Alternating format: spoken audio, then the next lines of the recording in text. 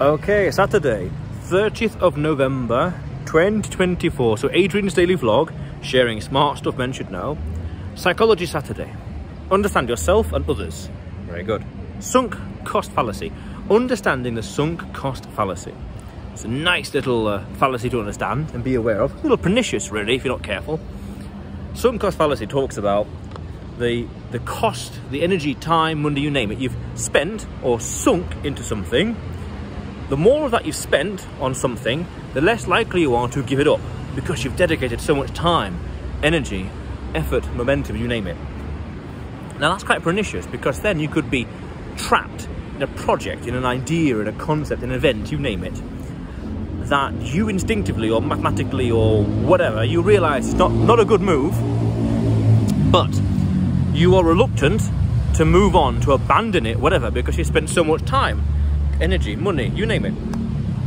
That could be a vicious negative feedback loop if we're not careful. So I guess then there's two ways around it. Well, firstly, you have to be aware of it in general.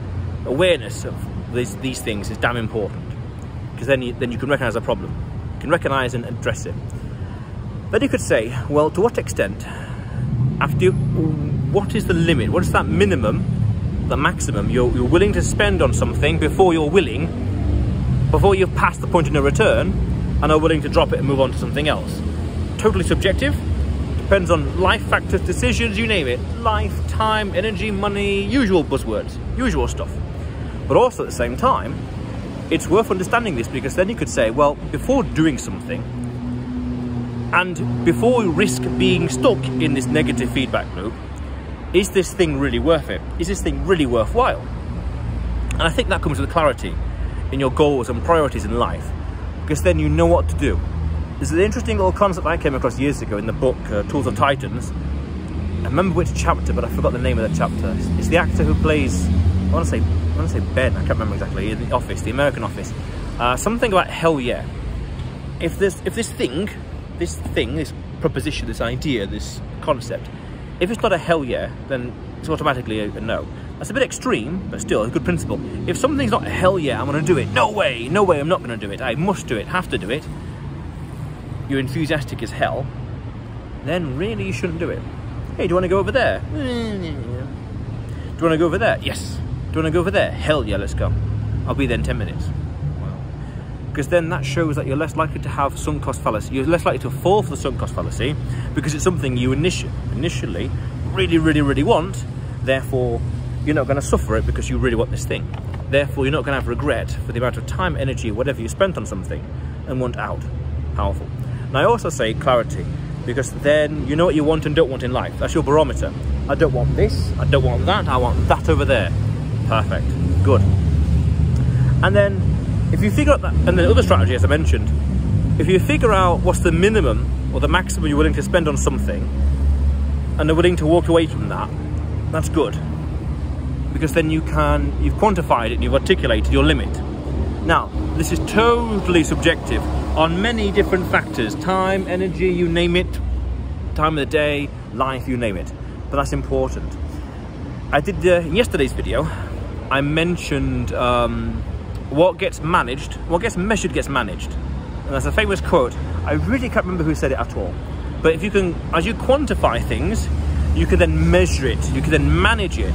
You can then manage your time better. Money, energy, light, times of the day, you name it, better quantify everything. And then when you know how to quantify it, you can then measure it and budget it better. That's powerful.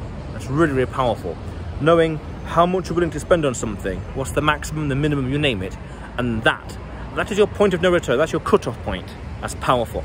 That's powerful. Because there was a project I walked away from, irrelevant what kind of project.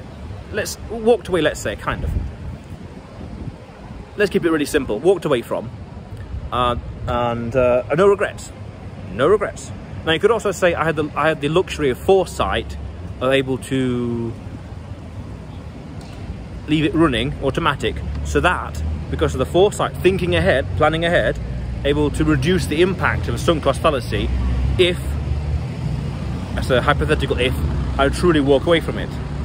But because I built it in from the start, these things, put things in place, it's very manageable. And at the same time, the key thing is Even if I do walk away fully, no regrets. No regrets. I did some videos about this in the past. Regrets. Regret minimization framework, powerful concept. The exact same thing. So if I walk away from it, no regrets. Very good. And that means, well, better life, better way to live life, no regrets. I can move on in life better. I have no regrets and